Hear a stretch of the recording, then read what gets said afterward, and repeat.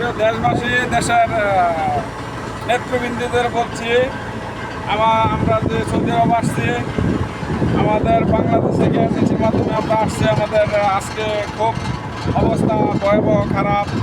আমাদের অফিসে কোম্পানির কথা বইলা এখানে পাঠাইছে সৌদি আরব। হাজার হাজার লোক আমরা এখানে আসছি, তো মিষ্টি মিষ্টি কথা বলে আমাদের পাঠাইছে। আমাদের কোনো কোম্পানি দেয় নাই এবং ইকামা কাগজপাতি আমরা পাই নাই। সাপ্লাইয়ের মাধ্যমে কাজ করতে হয়। এটা বিশেষ করে বাংলাদেশ সরকারের কাছে, ডক্টর ইউনূস ওনার কাছে বিশেষভাবে আমার আকুল আবেদন, যাতে এজেন্সির ব্যাপারে ভালো একটা পদক্ষেপ নেওয়া হয়। আমরা যাতে যারা বাহিরে আসবো আমাদের সুস্থভাবে আমরা কোম্পানিতে কাজ করতে পারি, কাগজপত্র হয়, এরকম আশাবাদী আমরা।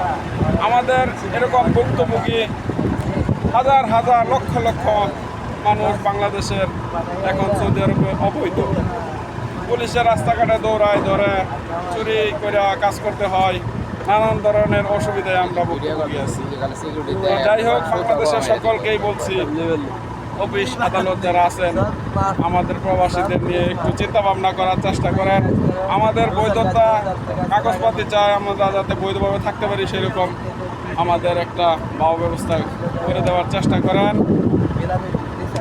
আর কি বলবো, এই অবস্থায় আমরা।